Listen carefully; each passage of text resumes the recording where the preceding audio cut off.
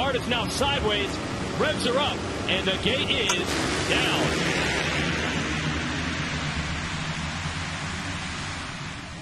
Justin Bogle has been nailing hole shots on that auto trainer Yoshimura Suzuki ever since coming back into the series, and he's got another one here, putting the 19 out front.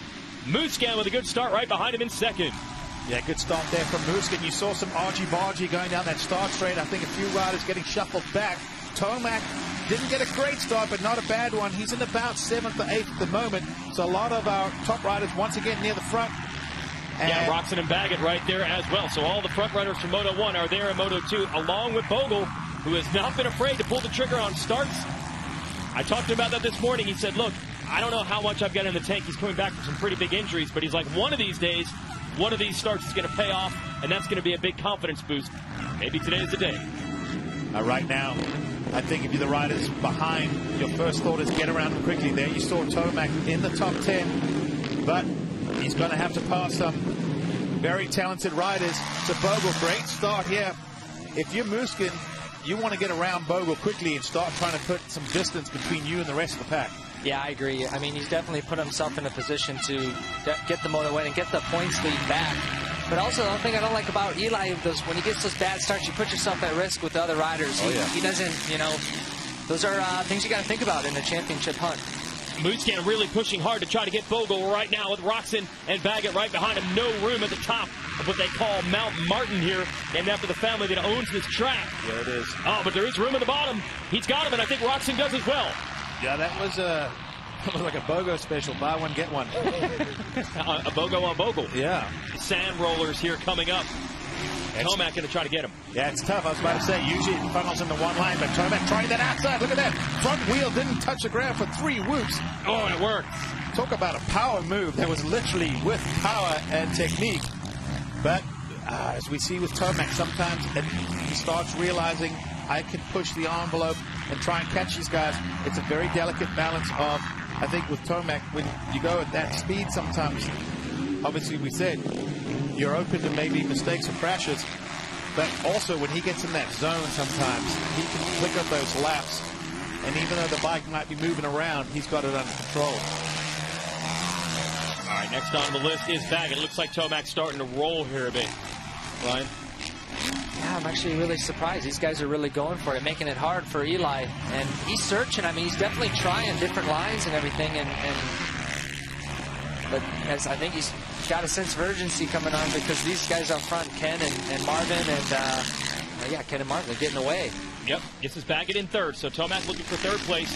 But the real key is to try to beat Musquin in these motos, and Musquin's up front. The big downhill, will this play a factor?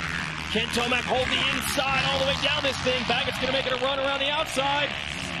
Nice move by Eli. There it is. Inside, unless he gets too deep. But Tomac lost a few bike lengths again. So he's going to have to work to catch back up to the rear fender of Roczen, who's riding great at the moment. And they stretched it back out in Musquin. He's back up to 5.4. So the last 5 minutes or so, it's worked out about even. Yeah. Tomac hasn't been able to keep closing, and now they're about to do some battle here for second. It's almost a game of stopwatch wars. Yeah. It's all about the lap times right now. Okay, let's see what happens uphill. Ooh, he's got to run. Woo, what a drive by Tomac. Headed to the triple. Side by side. Oh, to the top. Shut the door. Yeah, let's see if Roczen can shut that door, and he does. That was close. I thought Tomac had it there halfway up the hill. But he's going to seal the field, but this is going to be interesting. Watch Tomac. Is he going to get really brave and really charge this hill? He does, but so does Ken Roczen, who's not going to make that He's inside. going to try an inside line. Can he beat him out of the corner? No, Roczen gets it. Oh, Roczen left the braking so late that he just forgot about the inside, just said make the turn. And lap traffic. Ooh, Kenny had to make a quick split-second decision there. And he made the right one. Held up Tomac, so that's going to be advantage Roczen there. What a battle we have here in the final moments of the Spring Creek National Lucas Oil Pro Motocross. This is second and third. Ken Roczen on the 94, and Eli Tomac on the number 1, just ahead. About 3 seconds. It's Marvin Musquin.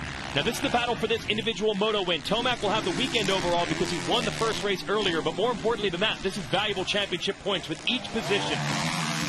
Well, Marvin actually gapped him that last lap around. He was in the 219s. Both these guys are in the 220s, and you can see Tomac's patience starting to run out. He wants this. Right Roczen here. doing everything he can. Yeah, to the inside. Oh, he might have it. He's actually able to steal Roczen off of the corner. Kenny switches it back. On the uphill, they're wheel-to-wheel for the second time. Roczen, he was able to go from right to left one lap ago, and he's going to do it again. Side by side in the corner. Is he going to be able to do it down the hill? I think maybe Tomac's got it. Oh, Kenny's going to have to charge super hard down here. Finally, Tomac is able to make it happen. This has been, probably 18 or 19 minutes to finally make this pass materialize. Eli Tomac is up to second. 5 minutes and 2 laps to go. Is there enough time for him to make up 5.5 seconds on your leader, Marvin Musquin? Virtually nothing now with 2.5 laps to go. What a battle. Oh, you can tell this is why fans show up in the huge numbers. And Eli down the hill, jumping the braking button's got a killer drive. Look at this. Look at this. He's got the lead already. Unbelievable. Struck instantly. And we thought, just like with Roczen, it might take a while to make it happen, but he did it in an instant. Now we'll see if Musquin can respond. Eli Tomac, what a performance today. We knew he'd come in here extra determined after some bad luck with the engine failure. Cost him huge points. And then a bad second moto, also with a couple of crashes at our last event, led to him handing over the points lead. And what a way to bounce back. He already had the weekend overall by merely finishing third in this moto, but to come all the way back and win this one and go 1-1, that goes beyond. That's a statement performance. You know he's going to carry that confidence. It's going to feel good for him. Here it is. A clutch performance. After the down weekend at Red Bud, he responds with a big 1-1 at Millville. Eli Tomac, your winner on the Monster Kawasaki. Marvin Musquin gave it everything he had. He led 30 minutes of that moto.